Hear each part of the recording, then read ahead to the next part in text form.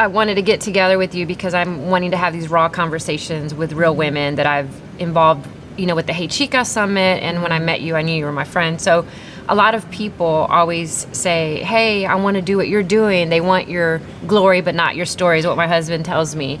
But there's sacrifice and pain that comes with that. And I think that I owe it, and just like you, we owe it to our sisters that are watching to be raw and to be real and let them know where we're coming from. I'm from Laredo, Texas, and my mom moved here from Mexico for the chance of a better life. And she became pregnant at 16 years old, and she was faced with a choice. She would either continue living in the poverty that she'd been living in, or she would go ahead and pursue her education. She got her GED. She started a business at a young age.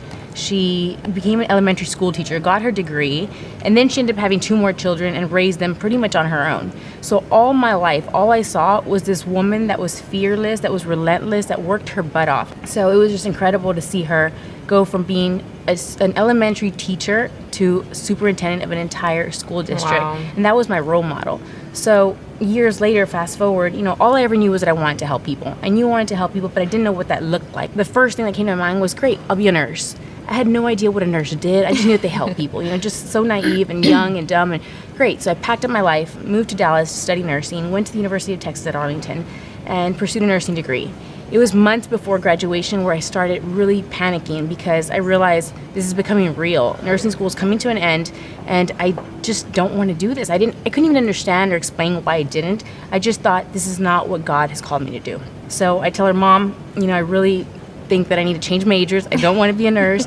And she was so supportive, and she just told me, whatever you do, just remember to keep God in every decision. And I think at that point, I didn't realize that you can actually consult God about your future, your career, your job, your future relationships, your husband. Like at that point, I just kind of kept God in a box, I guess. Right. I didn't realize that He wants access to all your life. So I changed majors. I pursued a degree in international business, and then I got a master's. And it was incredible because I became the second in my family to ever graduate. My mom was the first, and then me. So that to me she paved the way for me. And it's such an honor to be able to have accomplished that. It's incredible what happens when you give your life to God. When you really surrender your plan to say, God, I can't figure this out. I've lost control. Help me out. He truly will just intervene, picks you up right where you are, and changes the course of your life. Looking back, I realized that all that time that I thought was wasted was really preparation for where God's taking me next, or where He was going to take me next. So I ended up meeting my husband, Dr. Field Harrison, who is the most brilliant man that I know. Together, we've been able to use our business expertise to expand mint dentistry, which is a health industry, right. Which is a dental industry. So I thought it was just so funny that God can do that. He all along was really pruning me and molding me and shaping me in that growing process, but I couldn't see it all along. Looking back, it's easy to connect the dots. I think when you were at the Hey Chica Summit, you talked about that, and women were like, holy shit, there's someone that can talk about God and not be embarrassed, or don't feel like someone's going to say, oh, it's too much God, or it's too much this. A lot of people feel like they have to have their own personal, quiet relationship, or, compromise something, or they're not fun because they follow God or whatever. Right, and talk about that, because I want you to be raw about that. Like, have you ever felt like you are challenged like that, or you're like, oh, I got to say something because God's telling me, but you don't? I think at one point in my life, I used to compartmentalize. Like, my spiritual life was here, my work life was here, my personal life was here, and I never realized that it's really all the same thing. It's all one. God gives you a platform. If He can see His nature in you,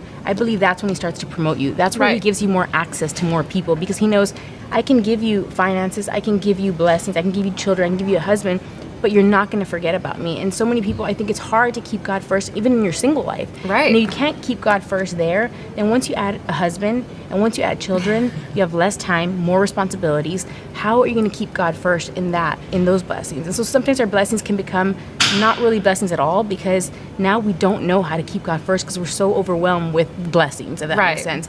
And so I think once I realized that whatever God gives you, it's a tool, it's a boat. The story of Peter in the Bible, like he says, use my boat here. He couldn't fish and he couldn't catch any fish, but then he lets God take over the boat, and then now he caught so many fish that the boat was about to sink. Yeah. And I kind of relate that story to mint and to everything that He gives us, equipped by faith. If I can take care of these responsibilities that he gives us and keep him first, then he's going to keep expanding it and he's going to keep giving it favor just so that we can be able to have access to people. Because, for example, Mint, I think there's so many people that come to Mint that would never step foot in a church, ever. You know, they will not go to church. But I'm privileged to be able to go to church with the greatest pastor in the world, learn from him, and take church outside those four walls of church and then bring it into the marketplace. And I think people are more open to receiving it because it's a safe place. It's a place where you're helping them and you're serving them. You're not just telling them, hey, this is what you need to do. You need to serve God, love God with all your heart. Do you feel that's the connection though to these younger girls, right? Like, again, I talk about what I want to do. I want to turn around and say, come with me. I want to help bring the sisterhood up. I want to help a young girl find her path, find her passion. Is that what you're thinking? Like, Mint Dentistry, they can come to our office and we can give them what they need, even though they may not know that, like you said.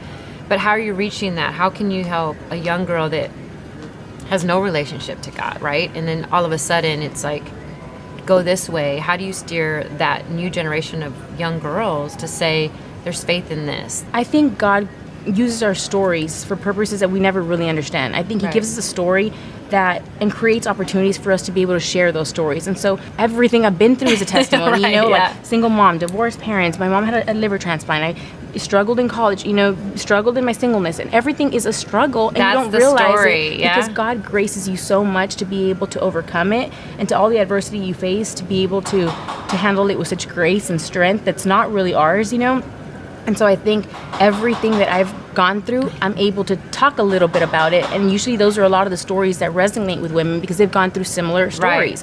And I think it's important to not lose yourself, to know that, God put us on earth for a purpose. I think you will never find your purpose until you find God. And then he starts revealing that to you. But I don't know how I would have ever known that. Because Mint's an incredible platform, but that's not what I was put on the earth for. I wasn't here to run Mint Dentistry. I was here to honor God and give him glory with everything that he gives me, with the platform, with the access to people, with the resources, with the relationships. And I think that's the real gift. And when did you find that out? When did that light bulb just say, oh shit, this is what I'm supposed to be doing, right? Because that's the real conversation. For me, I had to go through an incredible amount of grief and death for me to have that awakening and say, oh my God, my purpose, for lack of a better word, is to tell the story of the pain and how I got through it through hope and faith and grace, right? Right. So when was that moment you're like, oh my God, it's not this? Right. Do you know what I mean? Yes. That's what women want to, like, when did that happen for you? So I moved to Dallas at 17 years old, and I didn't have any family here. So I grew up Catholic, I was in church, and I did go to church, and I did have that solid foundation, but I didn't have a relationship with God. I didn't have my own faith. I had my mom's faith. And so she'd pray for me and I believed, but I didn't have that intimate relationship. So coming to Dallas, it's a lonely thing to just be, new to a city, not really having any friends. I had to start over with my friendships and my circle of what I'm going to do, my plan. So it really took a lot of faith, and I started venturing out into every church I could find because I was so lost. It's more just an emptiness that you feel that you can't really explain. It just, you can't articulate it. All you know is that there's something missing. And I would go to church and I would honestly get there late and leave early. It was more of my check off the list, I don't want to go to hell thing. Just like, please go ahead. Oh my God, I did that. And so one day I stepped foot into a church that was for me, a non-denominational Bible-based church that taught the Word of God. And it was a little bit longer than what I was used to. It was a different format. It was just different than anything I'd ever really experienced. And at that moment I went, a friend of mine, I was explaining how hungry I was. I'm like, I have this weird hunger that I can't really explain, and I just want to learn, and I want to understand these stories better. And at that point I think I knew like the Christmas story, the Easter story, and and like Noah's Ark. And so I started really learning and diving in, and ever since then I've been just rooted in a good Bible-based church that has inspired me and taught me that everything that we overcome in life, it's not even for us. And everything that, all the blessings are not for us either. And that's weird because we tend to want to think that everything that we get is just to live a more comfortable life. Right. And then it's exactly the opposite. And I will say that I think, just for example, Mint Dentistry, it looks very glamorous that somebody runs Mint Dentistry and we have over 50 offices and we're in all these cities and it just looks so sexy and we make sexy teeth. But the reality is that it's not sexy at all. Yeah. It is so much work, and it's hard, and it's a lot of pressure, a lot of stress. It is a lot of work. And I think that so many people wouldn't want that work. They want the glory, but they don't want the story. Right. They want to say, you don't yes, be an entrepreneur. You don't own want a business. Right. They want to say, I own a business, but then I mean, on vacation, I'm working. In the evenings, I have to work. When I put my children in bed, I'm already having to check emails and plan for the next day. Weekends, I have to, you can't ever really turn it off. It's not a 9 to 5 anymore. Right. And it's a lot of stress, a lot of pressure. It comes with a lot of weight and a lot of people that you are responsible for. We are responsible for all these families that we're pouring into, and we're building leaders. And being a leader is not easy. Raising other leaders is so hard because my personality, I tend to want to, I could do it fast and I want to do it and let me just get it over with. But the reality is that you're not a leader until you start being able to kind of be vulnerable and give your work away and teach people and train empower them. others to lead. Let them do it. Absolutely. And it's kind of scary because it's my baby. This is what I want to do. This is what I've always done. But then you're not a leader if you can't trust other people to help take things off your plate. And then also all my life, I never knew what I was good at. I didn't know my strengths. The only way that I found out was by helping everybody around me. I would just kind of, whatever somebody else needed help with, I would try to take the load off them. And anywhere I could problem solve, try to help them. And it was really just trying to do as much as I could do to kind of try everything. And then that's kind of how I started realizing I like this, I don't like this. I'm not called to be a nurse. Being a nurse is a true calling. It's not just a job. And once I realized that God has called us to a particular field, place, area of life, and sometimes we just want to do things for our vain conceit or for selfish reasons, but God's way is so much better. And it's not everything on Instagram. It's not this. Like, you're going to be sad, mad, angry. You're going to lose friends. You're going to lose boyfriends. You're going to lose partners. It's really hard. And you're going to sacrifice a lot of things that mean a lot to you, right? And we don't just show up every day. We don't wake up like this. No. This is like struggle. And you have to have a foundation of faith or whatever it is that's going to drive you and say, I am capable, I am willing, and I'm not going to let someone else dictate who I am and what I do every day. I'm going to dictate that because I have a relationship with myself in that way. You know what I mean? That's so the raw, real stuff that I want. I want to help young girls know that, and you're doing that. And it's a process, and I think it's a forever process. And I'm not saying that I've arrived, and I'm still learning. And I will say that I think I couldn't handle my blessings and my workload and everything that I managed. I couldn't handle it had I not been slowly growing, been consistent in the process, just having discipline, praying for discipline. Because there's so many times that, life gets hard and it gets heavy, and we carry a lot of weight that we're not even intended to carry, yet we try to, and we care for so many people.